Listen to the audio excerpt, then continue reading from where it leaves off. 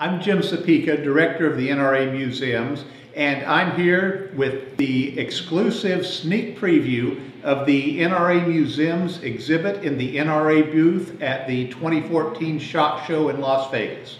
The NRA has two major museums. There's the NRA National Firearms Museum that's been at NRA headquarters on Waples Mills in Fairfax. That museum is over 3/4 of a century old.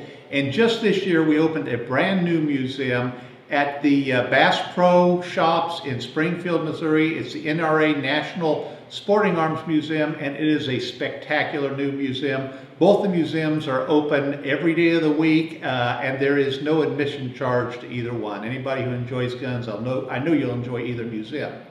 But that's not what I'm here to talk about. What I want to tell you about are the guns that we are bringing to the NRA booth at the SHOT Show, and this is just starting in a couple of days, because we are bringing some spectacular guns this year. This year the NRA has an entirely new booth, and we're going to have 5 exhibit cases in that booth filled with historic firearms from the NRA museums. The centerpiece booth is going to have the 3 Parker Invincible shotguns.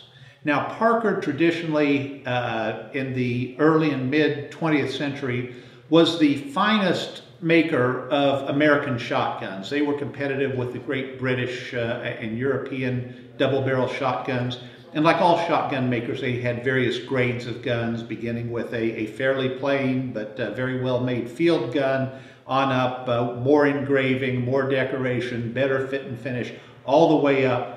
And their absolute highest grade of shotgun that they ever made was called the Invincible grade. Well, they were producing this during the Depression year, and very few people could afford these, and they wound up in the entire history of the company only making a total of 3 Invincible shotguns. And through the generosity of the Robert E. Peterson estate, we have been donated all 3 of the Parker Invincibles. We'll have them on exhibit there. It's a rare chance to see these. We very, very seldom take them outside of the museum. We'll also have some great antique firearms there. There's going to be a beautiful pair of engraved Colt Dragoons. These are the big, heavy 44 caliber cap and ball revolvers introduced just before the Civil War. Many of them were used in the Civil War, and this is a spectacular pair of factory engraved original Colt percussion revolvers. Also, in the older guns line, we're going to have a couple of really unusual but really fun firearms, and these are early multiple shot firearms. One of them is the Knock volley gun. Now, this was introduced around 1800. It was a British Navy gun. It is a flintlock. It's a 7-barrel flintlock. And it is designed so that all 7 barrels fire simultaneously. This was to be used in boarding other ships or in repelling boarders. And this was not the most successful firearms design of all times. There were a couple of problems with it. One was that the enormous ball of flame that came out of the muzzle when these 7 barrels fired at the same time tended to catch the ship's rigging on fire. And the other problem was that the recoil tended to dislocate the shoulder of the sailor that was shooting it. So a lot of these guns, there never were very many of them to start with, but a lot of them that were issued were fired once and then thrown over the side of the ship. So we're very, very fortunate to have one in the museum, and we will have that at the SHOT Show. It's something you got to see to believe.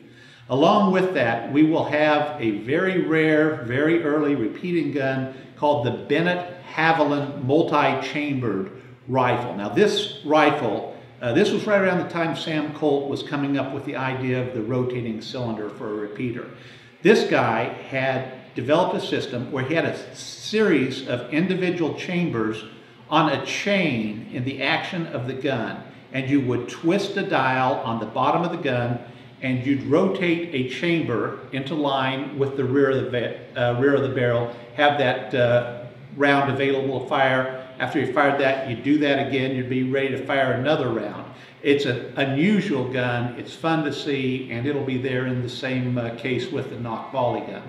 We're also bringing a couple of Annie Oakley guns. We're fortunate to have several of Annie's guns in the museum, and these are elegant guns, very historic firearms. We hope that folks will come by and see us at the NRA booth. The piece de resistance of the exhibit is really one of the guns that we're exceptionally proud to have in the museum. It is possibly the worst condition gun we have in the museum.